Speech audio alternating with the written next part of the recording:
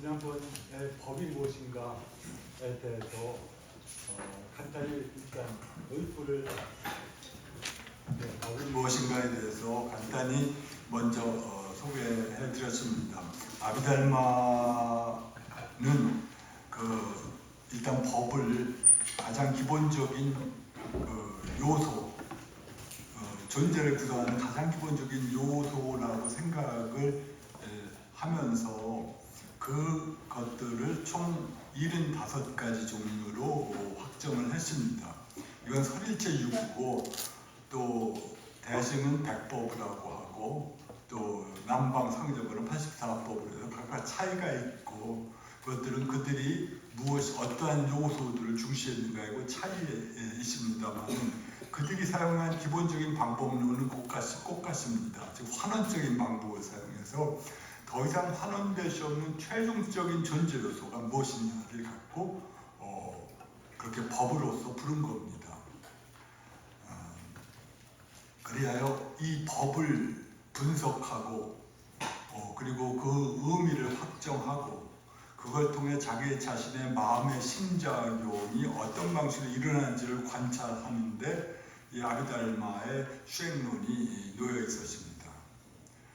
그런 과정에서 이 아비달마들은 말씀드렸듯이 붓다의 말씀은 상황 의존적이기 때문에 말 그대로 믿을 수는 없다라고 생각하고 그리고 자신들의 해석은 일차적인 존재자를 확정하는 거기 때문에 그것들을 요이라고 불렀습니다. 요이와 미료이의 구분이 이학파에 의해서 등장하는데요. 이 시기에 요이라고 하는 것은 그 의미가 확정된 것입니다. 그 경전이라고 할 때 그 의미가 확정된 경전이 요이경이고 미료이경이라고 하는 것은 아직도 해석의 여지가 남아있는 경전들을 말합니다. 그렇기 때문에 이 아비달마 이 철학자들은 그리고 또 이 요이와 미료이는 이미 부처님이 열반경에서 대열반경에서 말씀하신 겁니다. 네 가지 의지처라고 하면서 사람보다는 법에, 법보다는 의미에, 그 다음에 미료이경보다는 요이경에, 그 다음에 뭐죠? 분별지보다는 지배. 그래서 네 가지를 이미 대열반경에서 말씀하셨기 때문에 새로운 건 아닙니다만은 이 요이경과 미료이경, 요이와 미료의 구분을 다시 도입을 해서 자신들의 해석 체계가 이미 데피니티브, 요이를 데피니티브라고 보통 말합니다. 확정적인 해석 체계라고 주장을 했습니다. 그리고 그에 비해서 확정되지 않은 것은 미료이라고 불렀고, 그리고 나아가서 이들은 또 승리와 세속의 구분을 도입을 했습니다. 승리라고 하는 것은 최고의 여러 가지 해석 체계가 있습니다만 승리를 일단 산스크리트의 해석 읽기에 따라서 설명을 드리면 승리는 그 대상이 그 최고인 것, 그 다음에 최고인 목적 혹은 최종적인 목표 등등으로 해서 대상이 최고인 것은 우리가 공부를 할 때 그 대상이 최고인 것은 당연히 수행도겠죠. 네?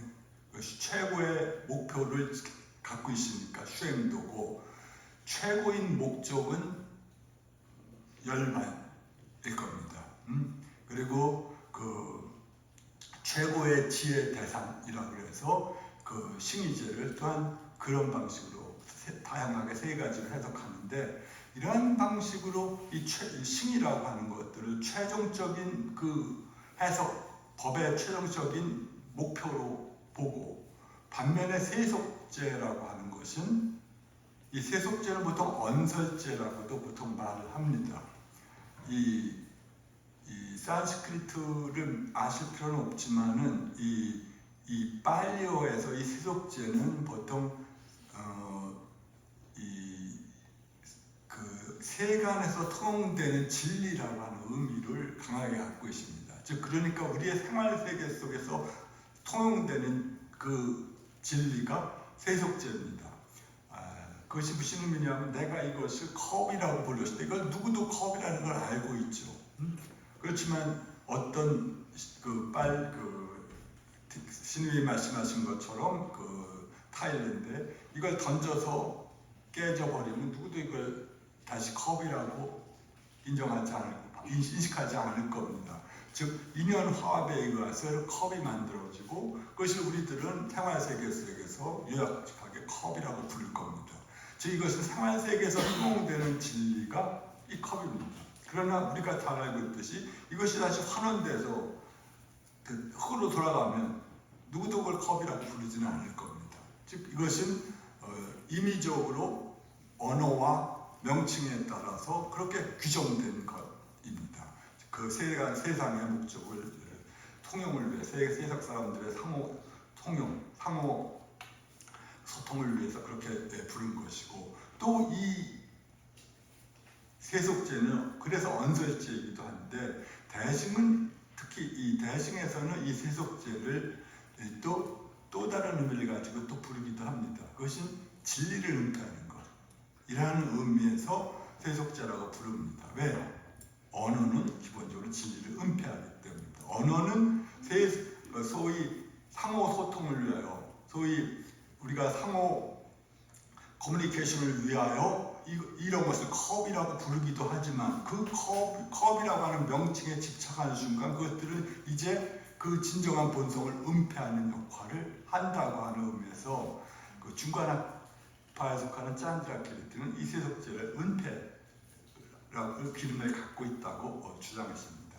조금만 우리가 언어에 대한 불교의 그 포인트를 알고 있으면 그 찬드라키리티 월증보살의 그 눈점도 따라갈 수가 있을 것 같습니다. 어쨌든 이런 아비달마 철학자들은 이렇게 싱잉화 세속의 구분, 그다음에 요유와 미루이 등의 구분을 통해서 나중에 불교 경전에서 매우 중요하게 된 불교 경전 해석학이라고 하는 것에 토대를 낳았습니다. 보통 우리가 해석학이라고 하는 것이 서양에서는 르네상스 이후 성서 해석학에서부터 시작을 합니다만은 그래서 그 성서 해석학이 아주 오래전에 산실되었던 그 사본들을 가지고 그 원래의 메시지가 무엇인가를 추구하는 건데 그것과 비슷한 시도가 무려 그 1500년 내지 2000년경에 이미 불교에서 시작이 되었습니다. 그리고 이 불교 해석학의 특징은 다른 학파들의 주장을 이단으로 배척하려는 게 아니라 다른 학파들의 주장과 자신의 주장을 비교하면서 어떤 점을 통해서 어떤 점을 인식할 때 어떻게 인식을 할 때 승리를 인식할 수가 있고 요의적인 의미를 확보할 수 있는가 하는 점입니다. 남을 배척하려고 하는 것이 아니라 그리고 그 자기들의 이해와 다른 것들은 이들은 부정되고 배척될까 아니라 이들은 약간 우리들보다 모자란 이해를 갖고 있는데 그들도 어떤 경우에는 도움이 되겠지 하는 그 정도로 타학파들을 수용했습니다. 그러니까 서양 기독교의 흑역사가 보여주신 그러한 그 이단과 정통의 그 논의는 없었습니다. 다만 누가 자기 해석이 더 뛰어나냐 아니냐의 차이가 있을 뿐이고 그것이 모두 붓다의 의도를 나름대로 해명하는 작업이라고 생각을 했습니다. 자, 이것이 아비달마 불교의 시작입니다. 자, 그래서 이 아비달마의 주요 특징은 이것이 아비달마가 보통 경률론에서 논에 해당되지 않습니까? 그러니까 이 초기에 문자가 창안되지 않았을 경우 이들은 정말 암송에 의해서 메시지를 전할 수밖에 없었으니까 가장 쉽고 기억하기 쉬운 형태로 가르침을 요약했습니다. 우리식으로 한 단어 단어나 혹은 단어가 포함된 그룹들을 총해서 이렇게 모으는 거죠. 말씀드렸듯이 두 개의 그룹이 있다고 하면 유의법과 무의법 이해하기 쉽지 않습니까? 그리고 유루법과 무루법, 즉 루는 그 아슈라바다에서 어떤 오염된 물질이 그 자기 안으로 밀려 들어오는 그런 것입니다. 차이나에서도 매우 중요한 관념이죠. 무루라고 하는 것은 그러한 오염된 물질이 유입되지 않는 상태.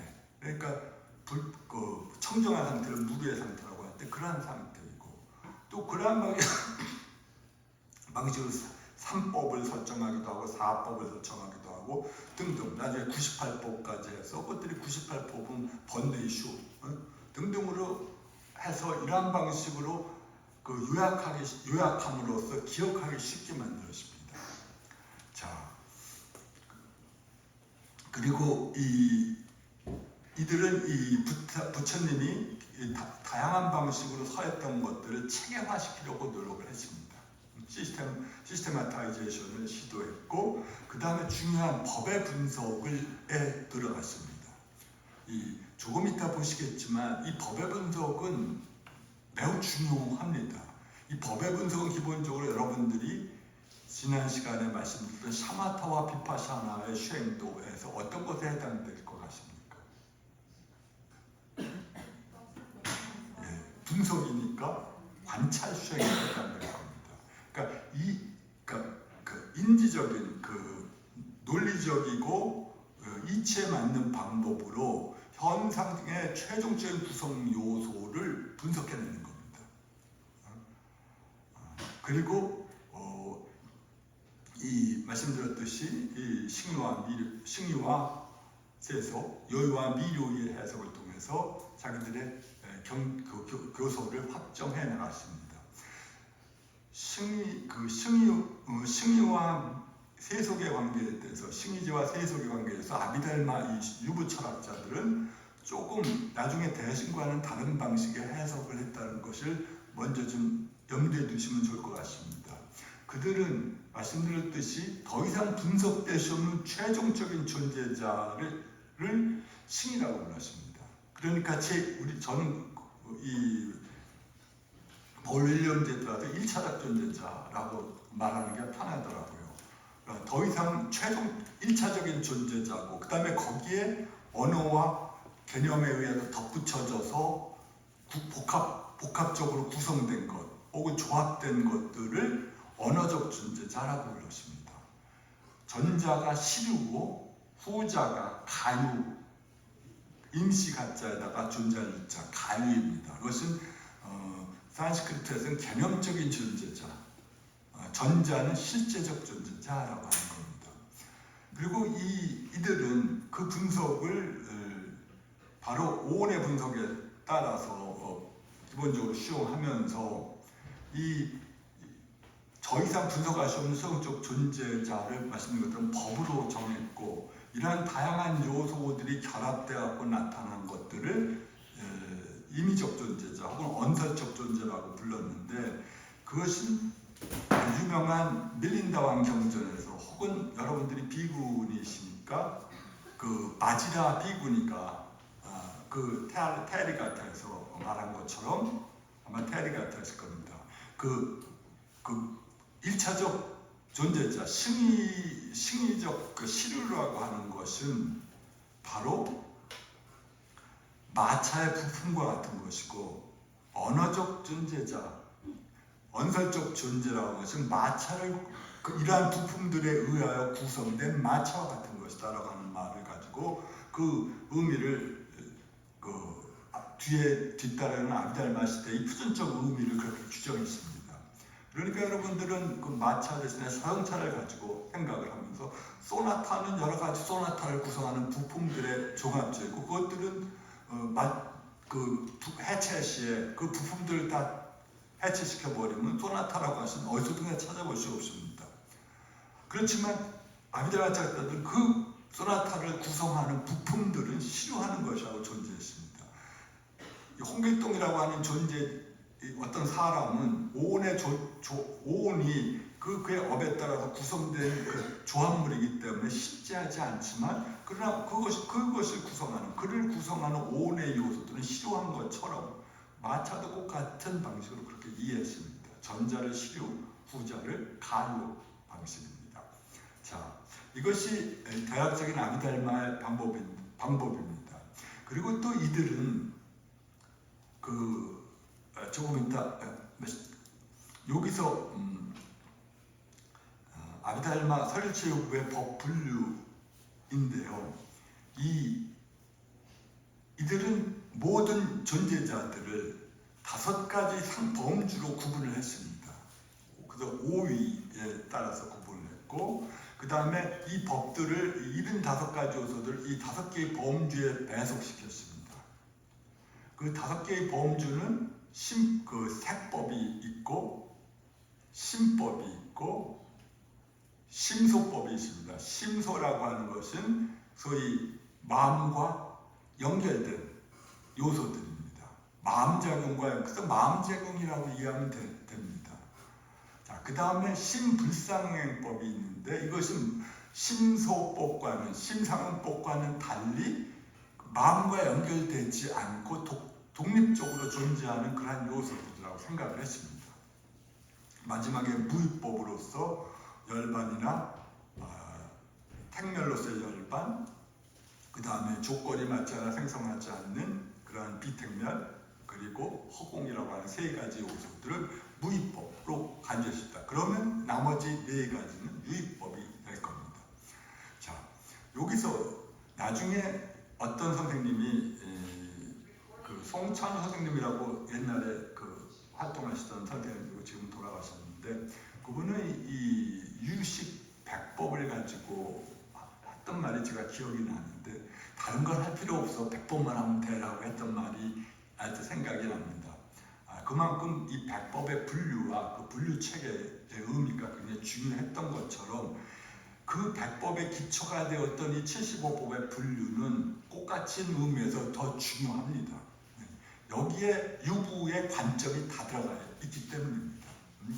그래서 이 75법의 분류는 매우 형식적인 것 같고, 따라서 좀 재미가 없는 것처럼 보이지만, 따지고 보면 진짜 매우 의미가 있는 그러한 설명입니다. 그리고 하나의 이걸 이해하시는 것들은, 여기에는 기본적으로 우리가 5원, 12처, 18개라고 불렸던 그 모든 주요한 교법의 도식들이 다 포함되어 있습니다.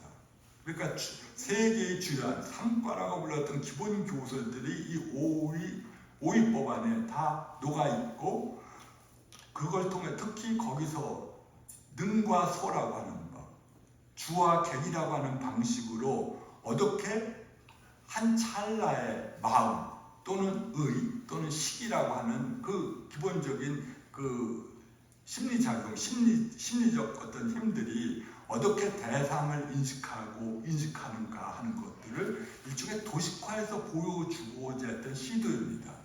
그러니까 이 도식이 완성된 건 먼 세친의 아비달마 구사론 때 최종적으로 확정된 것이고, 그 전까지 아비달마 논소에서는 다양하게 법수가 증가되기도 하고 빼지기도 하는 방식으로 계속 아직도 확정되지 않은 상태였지만, 기본적인 아이디어는 초기부터 있었습니다.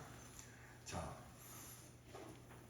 여기서 나중에 가장 문제가 되었던 것은 이 설일체부가 이 능소 관계를 실효하는 관계라고 실제론자의 관점 속에서 보았습니다. 그래서 이 심 또는 의 또는 식은 동의어니까 똑같은 맥락입니다. 그래서 심법이라고 할 때는 의도 되고 식도 됩니다. 그러니까 식이 대상을 인식할 때 색이 아닙니까? 여기서 색법에 옥은 오경 무표색이 포함되어 있는데, 옥은 우리들의 몸속에서 이 대상을 인식할 수 있는 기관들, 패컬티들입니다. 아니면 요것들, 눈, 코, 귀 등등. 그 다음에 오경은 그 카운터파트인 대상들입니다. 무표색은 독특한, 아직 표현되지는 않았지만 그 업적인 요소로서 아직 표현되지 않은 물질이라고 해서 무표색을 독립적으로 설정했습니다. 이 관점은 나중에 다른 학파들은 부정하고 있습니다만은, 어쨌든 간에 이 색법이라고 하는 것은 물질적인 구성 요소들입니다. 그리고 이것들은 사실은 이 색법에 관해서는 다시 환원이 됩니다.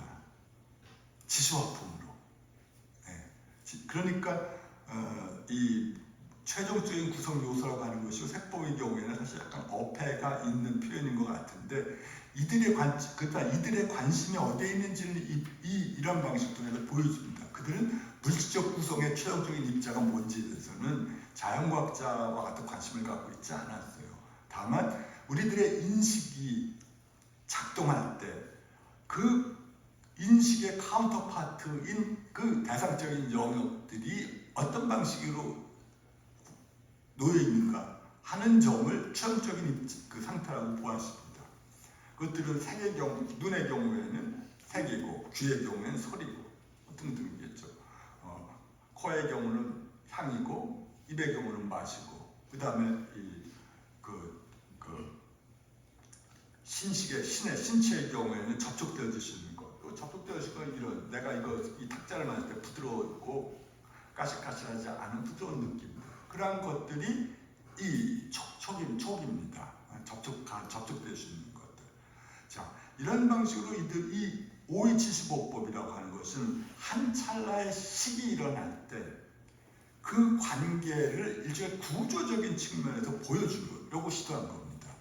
이 도식에는 지난번에 말씀드렸던 식이 갖고 있는 세 가지 의미 중에서 소위 윤회 전생의 맥락에서의 식의 의미는 전혀 들어가지가 않습니다. 그리고 자성청정심도 여기엔 들어가 있지도 않아요. 다만 두 번째, 육식의 경우가 분석의 대상입니다. 이것이야말로 아비달마 철학자들의 가장 중요했어요. 왜냐하면 이들은 수행을 통해서 마음의 상태를 개선하고 마침내 성자의 단계에 들어가려고 하는 것이 목표였기 때문에 과거의 업이 어떻든 간에 그것들 관심이 없어요. 관심은 2차적이었습니다. 다만 현재 찰나에서 어떻게 자기의 마음 자신을 개선시킬 수 있을 것인가, 어떻게 법의 관찰을 통해서 어떻게 마음작용을 순화시키고 청정하게 만드는데 1차적인 관심이 있었습니다. 그래서 이것들을 이러한 마음의 도식, 어떻게 찰나의 의식이 일어날 때 그 의식이 어떤 방식으로 대상과 그 다음에 의식과 연관된 다른 여러 가지 심리작용들과 연결돼서 작동을 하는가를 일종의 구조적인 측면에서 보여주고자 했습니다. 반면에 윤회적 전생에서 이 식은 구조적인 측면이 아니라 역사적인 측면이라 할까요? 그런 측면이겠죠. 소시르라고 하는 언어학자의 표현을 빌면 그것은 이 공시적인 측면에서 이 법의 분석을 시도한 것입니다. 자, 그리고 이 심이라고 하는 것은 심의식이 동의어라고 하시니까 그건 똑같은 말입니다. 심은 유식학파의 설명은 모은다라고 하는 어근을 설명하고 있습니다. 찢다라고 하는데 찢다라고 하는 어근을 갖고 이 과거의 모든 기본적인 정보들을 모으는 창고와 같은 역할을 한다 해서 심이라고 불렀고, 물론 이것은 유식학의 해석입니다. 아비달마는 전부 이것들을 단순하게 육식이라고만 정리해버렸습니다. 의라고 하는 것은 이것은 자아의식입니다. 이것은 나와 남을 비교해서 생겨나는 우월감, 열등감, 컴플렉스. 나는 너보다 잘났어. 난 너와 비슷해. 난 잘난 놈보다 못해. 하는 그러한 등등의 여러 가지 생각들입니다. 만이라고 하는 것이 그러한 생각이거든요. 그러니까 사랑하다, 재다, 그런 방식으로 설명되듯이 그런 것이고, 식이라고 하는 것이 요별하는 거니까 대상을 요별하는 기능입니다. 자, 문제는 심서법입니다. 이 심서법의 중요한 숫자도 46개니까 굉장히 많죠. 이 심서라고 하는 것은 상응법, 심과 연결된 요소들이기도 하고 불려지기도 하는데 즉 마음작용들입니다. 이 마음작용은 여기서는 가져가 있었지만 여러분들에게 나눠지는 그 태블릿 있으시면 그것들을 보시면 좋을 것 같습니다. 여기서 기본적인 설명들만 주겠습니다. 이거 굉장히 중요합니다. 첫 번째, 여기서 가장 중요한 이 심소법에 분류해서 중요한 역할을 하는 것이 이러한 관념들입니다. 심과 심소는 동일한가? 심소의 총체가 심인가? 아니면 심소의 총체와는 달리 총체와는 달리 심은 독립해 있는가 하는 것들이 아비델마 철학자들이 또 오랫동안 논쟁했던 것의 하나이기도 합니다. 심리작용의 총체가 결국 심으로 나타나는 거지 뭐야? 일종의 내각 책임제적인 발상이고 그렇지 않아. 심소들이 아무리 있더라도 심왕이라고 하는 게 있어가지고 이 심왕이 이 심소들을 전부 컨트롤하고 관장하고 있어라고 생각하는 것이 대통령 중심제적인 아이디어입니다. 그런데 승리하는 것은 이러한 심왕적인 아이디어입니다. 이것들은 심소를 전부 통제하고 관할한다고 하는 의미로서 독립된 법으로서 설정을 시켜놨습니다. 자, 이 심소 중에서 심소 등을 여러분들이 그 프린트를 보시면 일단 대지법은 지금 조금 이따 설명드리고 나머지 것들은 전부 윤리적인 측면과 즉 업적인 것과 관련된 윤리적인 측면이나 혹은 번뇌와 관련된 요소들이 전부입니다. 그러니까 그 아비델마 철학자들 혹은 불교 철학자들에서 번뇌와 업의 중요성들이 치명적이었죠. 결정적입니다. 그리고 그 점에서 굉장히 윤리적인 거예요. 그러니까 우리들의 매 찰나의 행위를 선에 향하여 우리가 사정단이라고 하는 37조도품에서 나오는 것 중 있는 선은 계속 발전시키고 그 다음에 생겨나는 악은 제거한다고 하는 것이 기본적인 수행의 모체인데 그러한 방식으로 마음속에 떠오른 불선한 아이디어는 제거하고 떠오르는 선한 생각은 계속적으로 발전시키려고 하는 의도 하에서 이런 분석이 진행되고 있는데 대선지법이라고 하는 것은 불방이 등을 하면 긍정적인 요소들입니다. 어떤 상부에 대한 믿음들 혹은 동료들에 대한 믿음들이 없으면 어떤 것 정신적인 건전한 관계가 성립되지 않겠죠. 방일하지 않는 것. 그 다음에 경안이라고 하는 것은 심신의 경계성입니다. 그리고 이것은 유시가파에서 굉장히 중요한 심리적 요소로 간주되는데 심신의 경계성이고 사라고 하는 것은 중립적인 태도, 소위 우페크샤라고 해가지고 소위 어디에도 치우치지 않는 매우 평정한 태도가 사입니다. 그 다음에 참괴라고 하는 것은 이것은 참은 자신에 대한 부끄러움을 아는 것, 괴는 타인에 대해서 부끄러움을 아는 것입니다. 네. 그다음 무탐무진, 그다음에 불해, 불사생이죠. 정진이 다 선법이라고 하는 것은 다 이해가 하실 겁니다. 이와 같이 대선지법을 10개로 확정하고 그 다음에 대불선지법 그 밑에서 2개를 설정했습니다. 무참무계. 이것이 무참무계는 아까 참과 괴와 다른 의미입니다. 무참은 자신에 대해서 부끄러움을 몰라요. 어떤 나쁜 짓을 하더라도 자신에 대해서 부끄러움을 모르는 자는 막을 수가 없거든요. 그래서 맹자도 비슷한 정신의 말을 했는데 이 스스로 부끄러움을 모르는 자를 치유할 방법이 없습니다. 남에 대해서 내가 이것을 훔쳤는데 이거 부끄러운 일이지, 이 짓 사실 말해야겠다고 생각한다면 그런 경계 때문에 하지 않는데 너도 나와 같은 똑같은 경우가 되면 안 했을 것 같다고 대들면 그건 이미 그 다음부터는 이건 논쟁의 영역이고 그것이 아니라 다른 영역으로 되는 겁니다. 소위 인간과 비인간의 영역으로 넘어가게 되는데 그래서 대불선지법을 했습니다. 스스로에 대한 부끄러움도 모르고 남에 대해서 부끄러움도 모르면 그는 모든 불선한 일을 하더라도 I don't care입니다. 자, 그 다음에 번뇌지법은 이것은 번뇌를 일으키는 토대가 되는 거예요. 지는 토대입니다. 번뇌를 일으키는 토대 역할을 하는 겁니다. 여기서는 당연히 우치 같은 것이라든가 방일, 해태 등이 요소가 들어가고 소번뇌지법에는 분한, 분해 등의 10가지 요소들이 들어가 있습니다. 그리고 부정지법이라고 하는 것이 무슨 의미냐면 어떤 것으로도 확정되지 않은 심적 요소입니다. 그러니까 선으로도 갈 수 있고 불선한 대로도 갈 수 있고 번뇌로도 갈 수 있고 그런 요소들입니다. 예를 들어서 심과 사는 보통 아비달마에서는 심은 거친 사유고 언어와 결합된 거친 사유고 사는 미세한 사유인데 이것은 긍정적으로 작용할 때는 우리를 선한 법으로 이끌지만 이것이 여기 매몰될 경우는 이것은 그 불선한 방식으로 빠진다고 하는 것이고 그리고 악작이라고 했지만 이거 후회입니다. 악작. 그래서 오작이라고 읽는 분도 있는데 어떤 것이 맞을지는 모르겠습니다. 이것은 자기가 한 행위에 대해서 부끄러워하는 겁니다. 그 부끄러워하는 것이 그거라면 후회하는 겁니다. 근데 이것도 역시 양가적인 측면이 있어요. 아, 내가 그때 그 짓을 하지 말았어야 됐는데 라고 생각만 해도 후회만 하면 이건 정신적 발전에 매우 치명적인 그거죠. 그건 잊어버리고 나는 이제 그 잘못된 것들을 이제 나의 선을 행동해서 나는 복구하겠다라는 생각을 갖고 있으면 이건 더 긍정적인 요소로서 정신적 발전에 작용한다고 하는 의미입니다.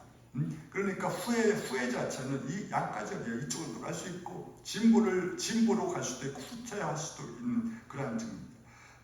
수면도 역시 그건 졸음인데 명상을 하다 졸리면 잠깐 쉬는 것도 나쁜 거 아니죠. 그래서 이보 정진을 왜 일보 후퇴니까. 근데 수면욕에 빠져가지고 계속 선정에 빠져야 되는데 졸기만 하면 문제가 생기겠죠.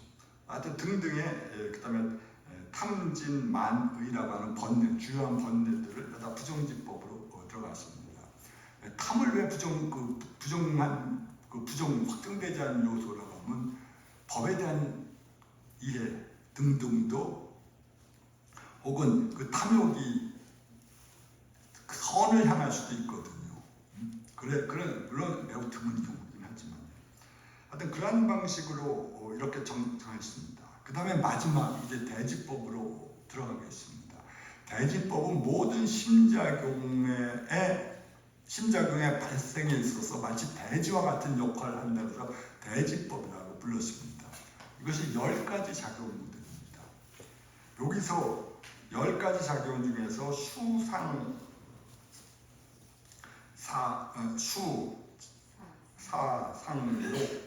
촉, 해, 영, 자기, 싱의 3매 저는 육아행파의 방태를 자기 촉 상사로 외우기 때문에 여기에 잠깐 낯설입니다.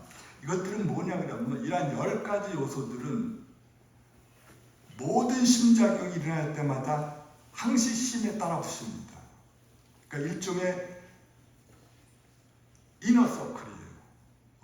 그래서 하나도 빠지지 않습니다. 그러니까 심작용이 일어나면 10개가 다시 따라 붙는다는 얘기예요. 나머지 법은 어떠냐? 이것은 캐시 바이 캐시입니다. 내가 어떤 행위를 할 때, 어떤 생각을 할 때 선과 연결되어 있다면 불선한 마음작용과는 마음작용이 일어나지 않을 겁니다. 동일 찰나에 말입니다. 동일한 한 찰나에 내가 선을 바라면서 그 반대인 불선을 행하는 건 불가능합니다. 그런데 그래서 이 선을 바랄 때는 불선한 심은 끊어지고 불선한 심이 작동할 때는 선심은 끊어진다고 하는 그런 아이디어입니다. 번뇌가 작용할 때는 그러면 다른 선을 향한 욕구는 줄어들겠죠. 그런 방식대로 때로는 연결되고 때로는 끊어지는 것, 일종의 스위치와 같은 역할을 합니다. 스위치가 키면 불이 들어오고 꺼지면 불이 꺼지는 것처럼 때로는 연결되고 때로는 연결되지 않는 그런 건데 이 대지법만은 항시 연결되어 있습니다.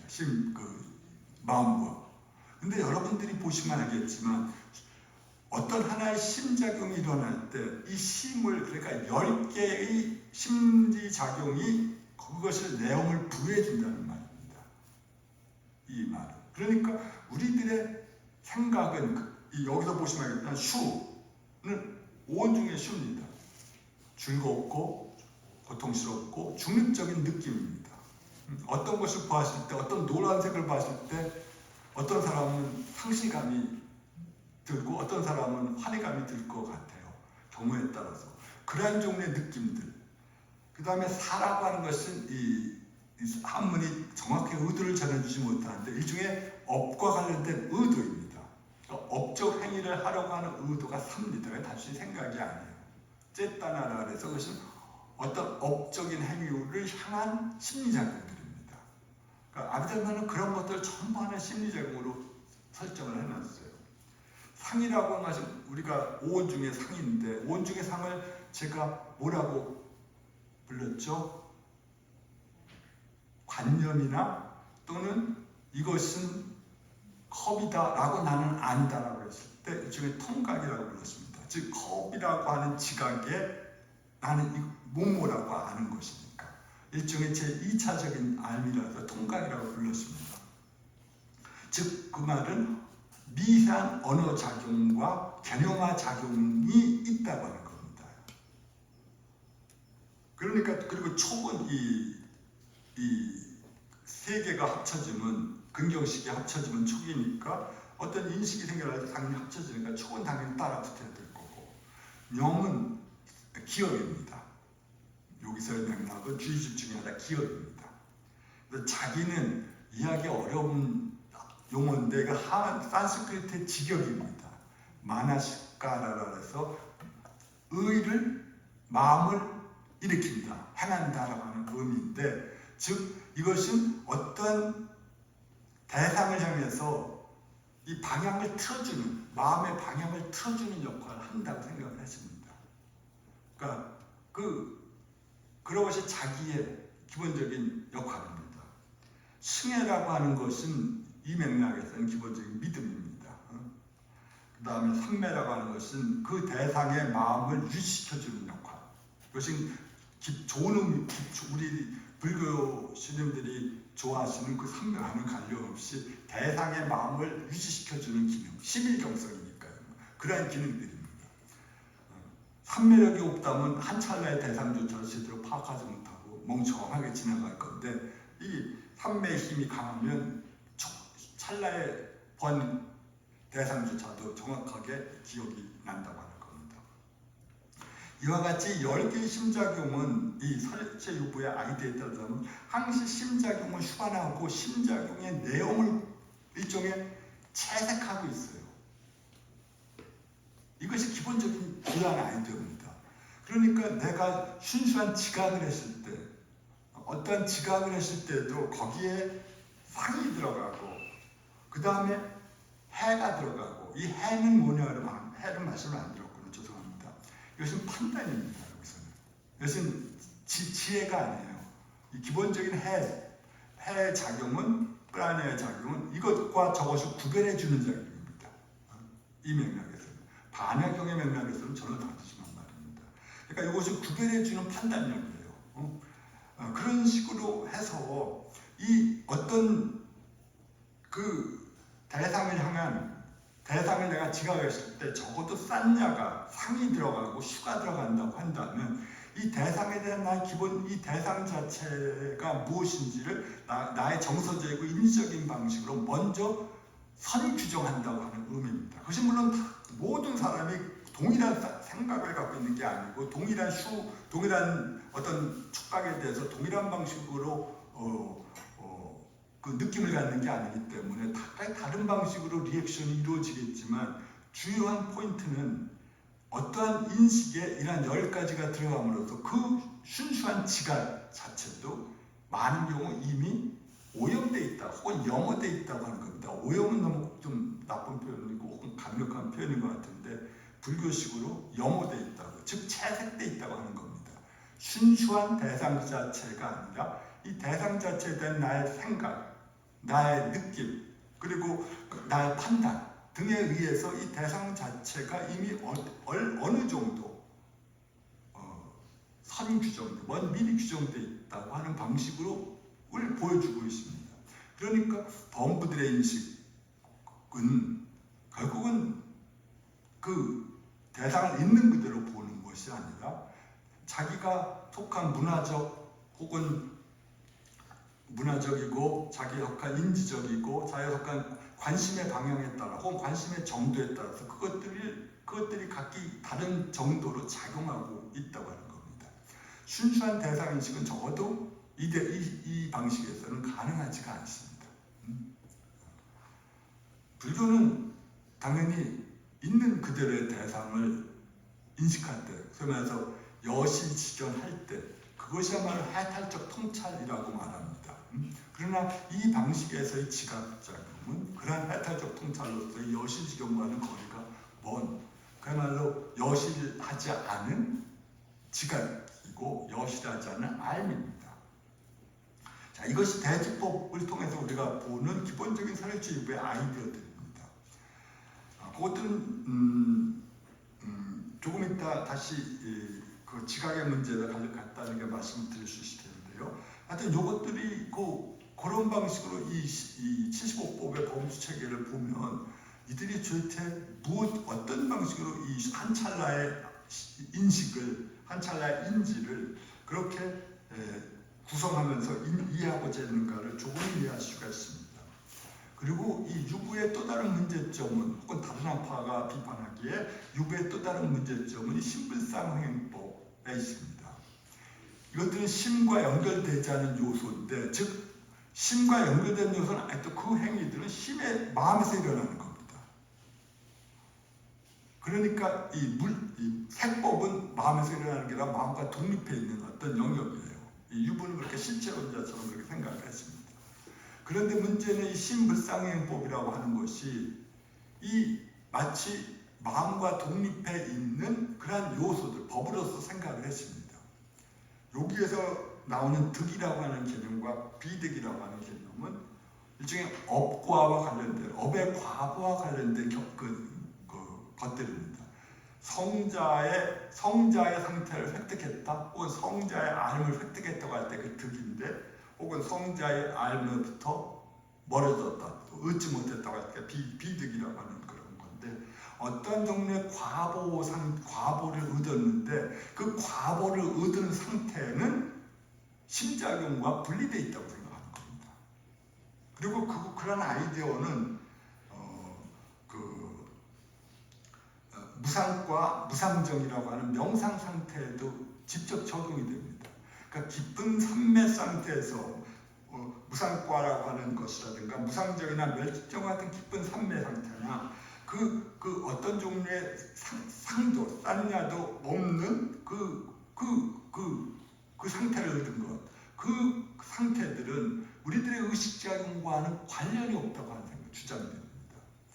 그러나 그것은 기본적으로 초기불교의 아이디어에서 볼 때, 초기불교의 강력한 심리주의적 경향을 우리가 고려해 볼 때 좀 문제가 있는 해석들입니다.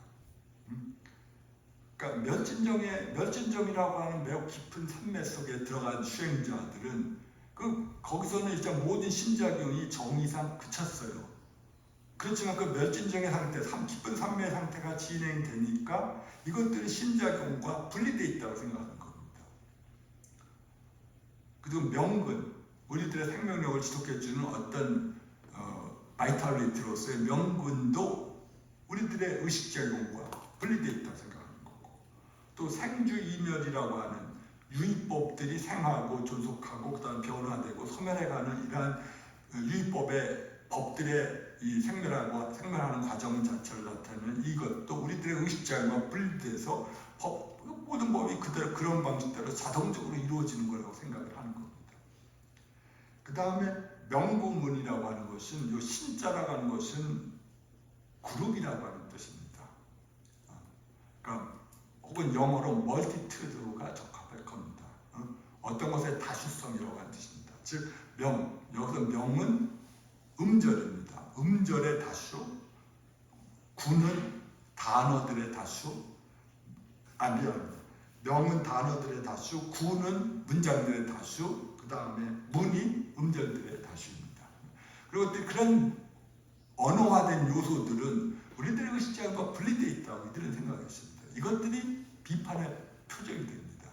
특히 경량부에 의해서. 그렇다면 초기 붓다가 우리가 캬바다수타에서 감명 깊게 들었던 것처럼 모든 것들은 우리와 상관없이 보이는 저 외계의 그 천개의 존재들조차도 그 명상 상태나 심작용과 분리될 수 없다고 하는 것이 불교의 기본적인 관점이고, 그것이 넓게는 심외무물이라고 하는 방식으로 알려져 있었습니다. 마음과 독립해 존재하는 어떤 대상도 없다. 심외, 마음심, 바깥외, 없을무, 물자. 마음과 독립해 존재하는 어떤 것도 없다라고 하는 그런 아이디어인데, 이 설립체유보는 이 신불상용법을 통해서 그렇지 않다고 주장을 했죠. 이것들은 마음작용과 독립해서 분명히 있다 라고 생각을 했습니다. 자, 그럼 무의법은 뭐 세 가지로 규정을 했지만 택멸이라고 하신 열반입니다. 왜 택은 여기서 간택을 통한 소멸이기 때문에, 간택이라고 하는 것이 불교, 인도 불교에 가서도 굉장히 좋은 겁니다. 여러분들은 동아시아 불교 맥락에서는 워낙 신신령의 영향 때문에 이 간자를 싫어하지만, 그래서 지도는 무난히 유형 간택이라고 하는 그 식으로 간택만 하지 않으면 우리들은 지극한 도를 얻을 수 있다고 주장을 하지만, 간자는 여기서 사물에 대한 분석입니다. 그리고 아비달마는 분석을 떠나서 존재할 수가 없어요. 그리고 아비달마를 떠나서 대심은 없기 때문에 이것이야말로 기본적인 프레임입니다. 그런데 이 성불교는 전혀 다른 맥락에 서 있죠. 어쨌든 간에 택멸이라는 것은 그런 간택, 사물에 대한 분석적 이해를 통해서 얻은 소멸입니다. 그리고 비택멸은 그런 분석적인 관찰법의 이 조건에 맞지 않아서 생겨나지 않았기 때문에 소멸한 것들, 조건의 부재 때문에 생겨나지 않은 그런 소멸을 비택멸이라고 불렀습니다. 그리고 허공은 뭐 비유의 표현일 수도 있고 여러 가지로 나오지만, 그 허공은 규정되지 않은 것으로서 우의법이라고 불렀습니다. 그 나머지는 유의법들입니다.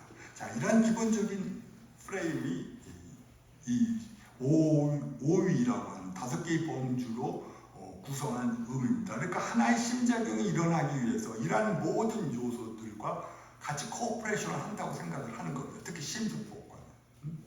그리고 이러한 심작용과 그 대상이 능소관계가 해체되었을 때, 그래서 유의적인 모든 작용들이 그쳤을 때, 그때 무의법이 되는 것이겠죠.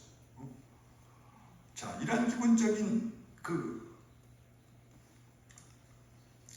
아이디어를 염두에 두시면서 이 혈일제유보의 주장들을 한번 보면, 이 설치유보의 주장들은 보시다시피 매우 실제론자의 관점에 서 있습니다.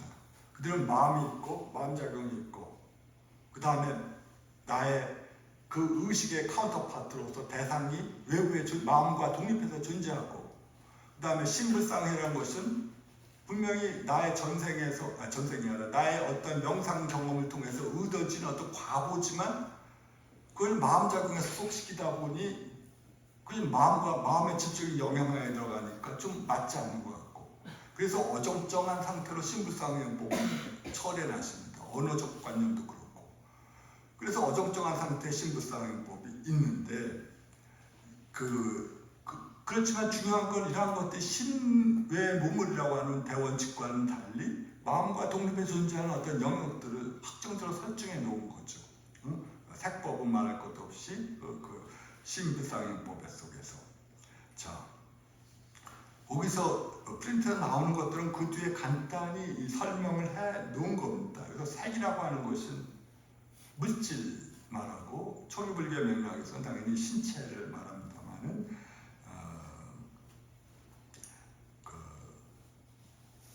인식의 대상으로서 존재하는 것들, 혹은 인식을 가능케 하는 신체적 기능들, 아니비소심이라든가 색상함 및 촉이라고 하는 그것들을 5가지를 말합니다.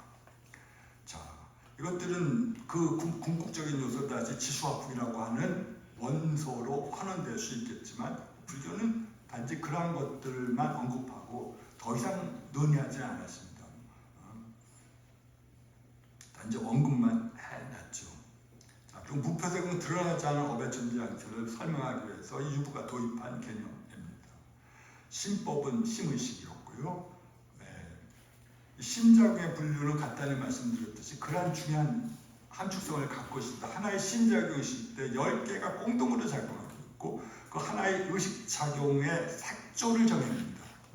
그러니까 어떤 기본적인 우리가 정책을 생각할 때 대통령이 판단을 해야 때 10명의 참모들이 여기에 조언을 해갖고 적절한 방식으로 이 대통령의 판단이 이미 정해지는 겁니다. 왕의 판단이 정해지는 거라서 이 대지법들을 대신으로 비유하기도 합니다. 왕을 항시 수행하는 10명의 대신들입니다.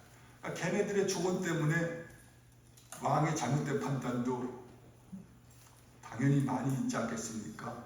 좋은 왕은 당연히 좋은 참모들이 있을 때 그 왕의 결정이나 그것들이 될 텐데 대부분 뭐 이스라엘에서 특성 좋은 것은 드문 법이니까 그런 걸 기대하기는 어렵습니다. 하여튼 이 심작용 그런 식으로 말하고 나머지는 선법과 불선법, 그다음에 그 번뇌지법과 등등을 통해서 항상 선과 불선한 매우 윤리적인 측면이라든가 우리를 윤회로 추동시키는 힘으로서의 번뇌와 관련되어 있는 그런 항목들입니다. 심작용이. 그러니까 다른 항목들을 넣지는 않았어요.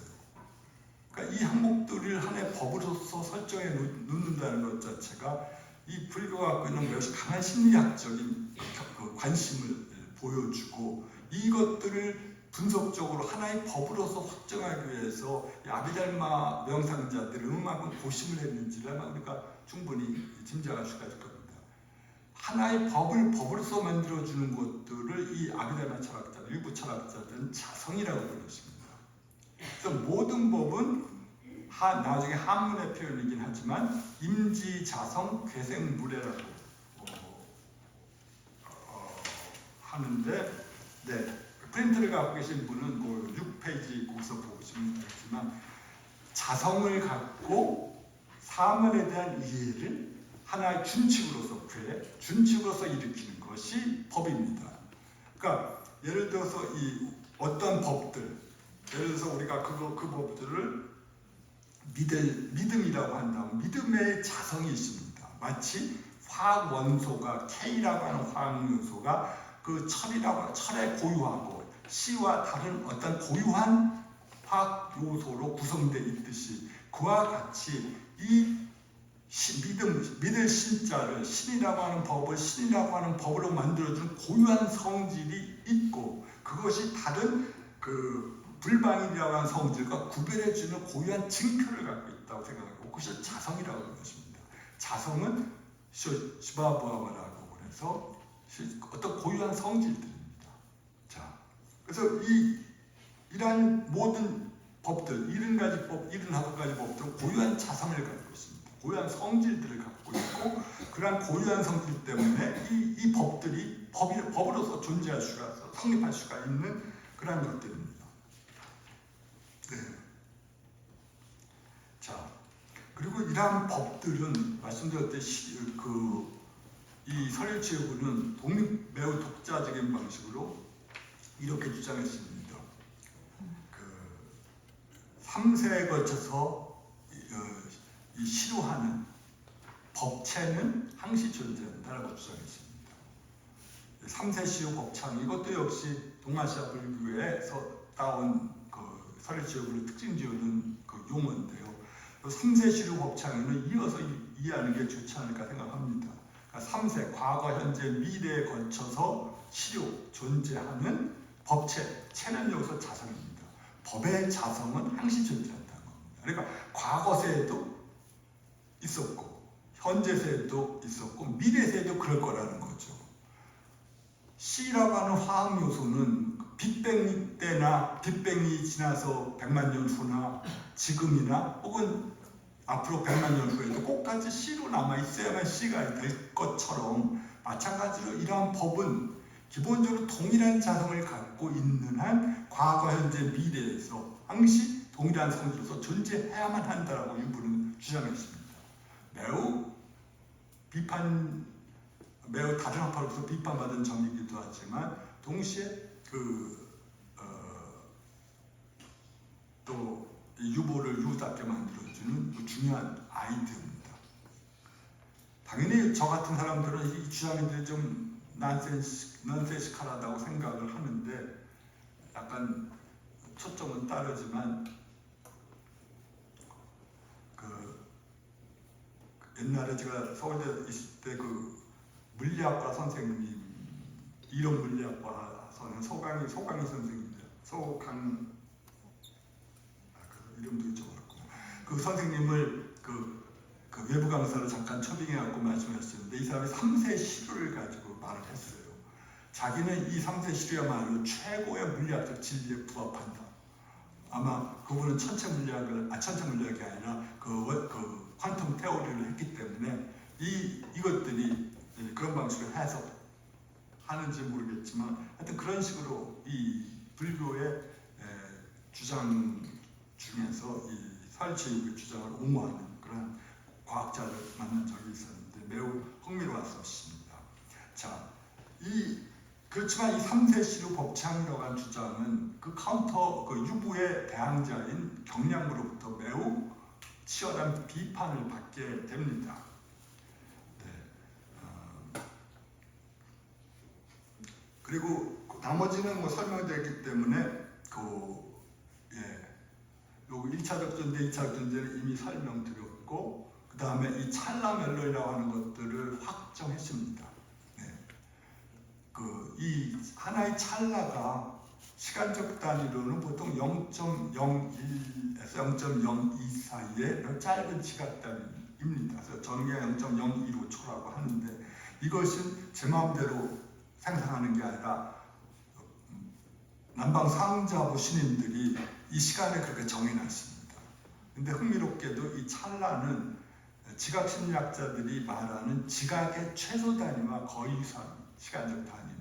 그러니까 우리가 어떤 사물이 연속적으로 지각하기 위해서는 우리의 그 시신경들이 그 정도 안에 보아야만, 그 정도 간격을 두고 봐야만 연속하는 걸로 인식을 하지 않으면 딱딱딱딱 옛날 유성영화 보듯이 화면이 잘려지는 그런 느낌을 갖게 되는데 그 찰나라고 하는 것, 그 짧은 지각 단위가 그런 시간의 연속, 마치 사물들이 연속해서 존재하는 것과 같은 그런 착각을 불리키는 이게 적합한 최소 단위라고 하는 말을 들었는데 하여튼 그 남방 상자부의 그 신인들이 이미 아마 붓다고사와 비슷한 시기에 그런 이 설명들이 확정되었다고 그 이후에 확정되었지만 하여튼 그런 찰나가 얼마만큼의 시간 단위인가를 그렇게 확정을 해놨습니다. 문제는 이 과거와 미래의 법이 어떻게 실제하는가 하는 겁니다. 분명히 우리는 경량부의 주장에 따라 과거는 지나갔고 미래는 오지 않았는데 어떻게 그걸 실제한다고 물을 수가 있을 겁니다. 경량부는 과거는 이미 지나갔고 미래는 오지 않고 현재의 법은 찰나 동안을 머물지도 않고 현재의 법만이 실효하는데 찰나 동안 어떻게 과거와 미래의 법이 존재하느냐고 묻죠. 혹은 유식은 더 나가서 찰나에도 주하지 않는데 어떻게 3세의 법이 있겠냐고 하는데 이 사일체 유보는 이 4명의 논사들의 설명을 가지고 어떻게 이 과거와 미래의 법이 자성을 가지고 존재할 수 있는지를 설명합니다. 그 요체는 기본적으로 비록 자성을 갖고 있지만 어떤 현재 찰나에서 작용을 한다고 하는 겁니다. 설리시오의 해석. 나머지는 자성을 갖고 있지만 그것이 이미 작용이 지났기 때문에 작용하지는 않아요. 미래도 아직 오지 않았기 때문에 작용하지 않는데 작용성 여부를 갖고 판단을 하는데 그래서 다르마트라타나 고사카, 바슈미트나 바슈데바, 그다음 끄타데바 같은 논사들은 나중에 불전 내부뿐만 아니라 이 사람들이 인도의 요가슈트라 모아시아에서도 인용될 정도로 서로 교통이 있었던 것 같아요. 그런데 이 다르마트라타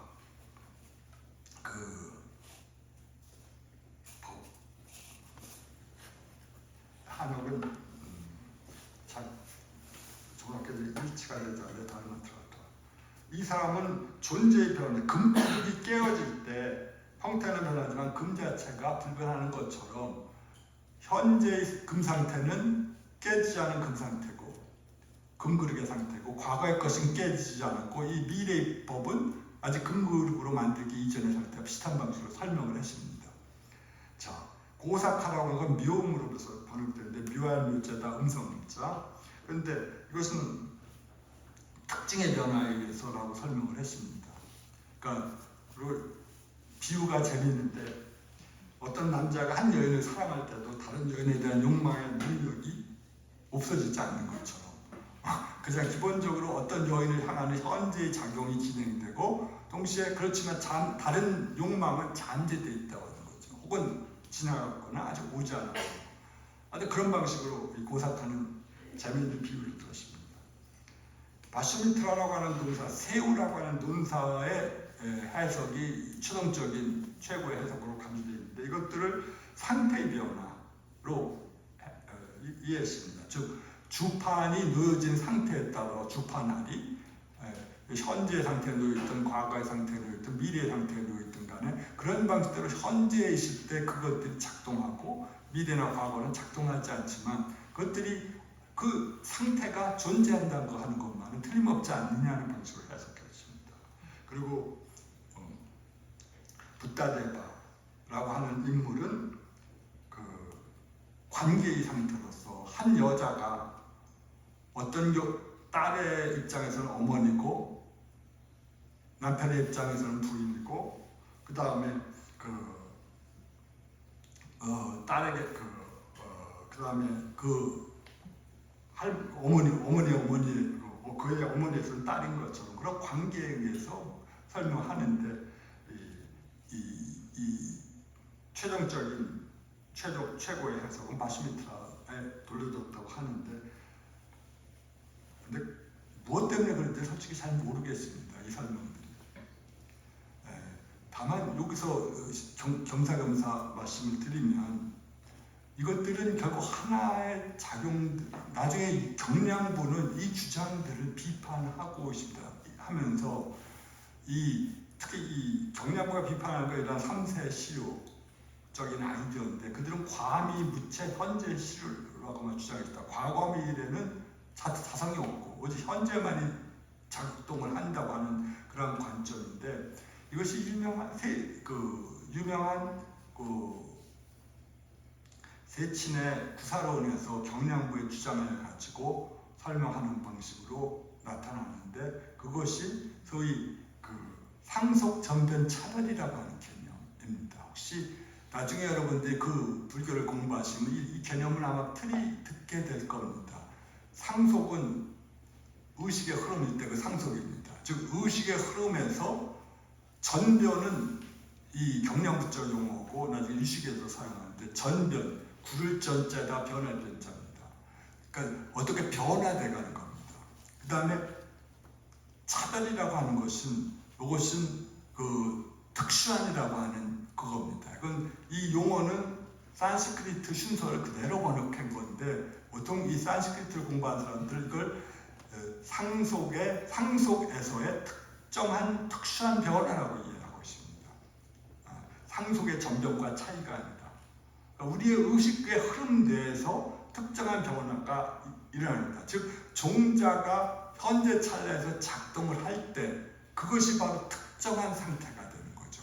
그 특정한 상태에서 우리의 의식의 흐름이 변화돼가는 건데 과거에 쌓였던 업의 종자에 의해서 그것이 발현됨을 통해서 이 현재 찰나에 그 심작용이 변화돼가고 있는 겁니다. 그리고 종자가 사라지면 소멸해가는 거고. 그러니까 이들은 어떤 새로운 과거와 미래의 법의 자성을 설정할 필요가 없이 이 상속의 특정한 변화라고 하는 개념, 상속 전면 차별적인 특정한 개념을 가지고 어떻게 우리의 의식의 흐름 내에서 특정한 방식으로 이 종자의 힘이 발현됨으로써 그때 과거가 생겨나고 그때 종자가 사라지면 이미 그건 어느 선상을 말고 통째로 사라지는 거죠. 전체적으로 생겨났다 전체적으로 사라지는 거니까 거기에 과거, 미래의 체를 고려한 어떤 근거도 없다고 생각했습니다. 순수한 사변적인 영역에 지나지 않는 거라고 말했는데 바로 그것이 이 유부가 주장했던 3세 시대에 대한 강력한 반대의 하나였습니다. 그리고 강력한 반대는 전혀 새로운 개념, 즉 종자 개념에 의해서 제기되어 있습니다. 종자 개념은 조금 이따 아마 설명을 아직. 네. 그러면 한 10분만 쉬고 그 다음에 이어서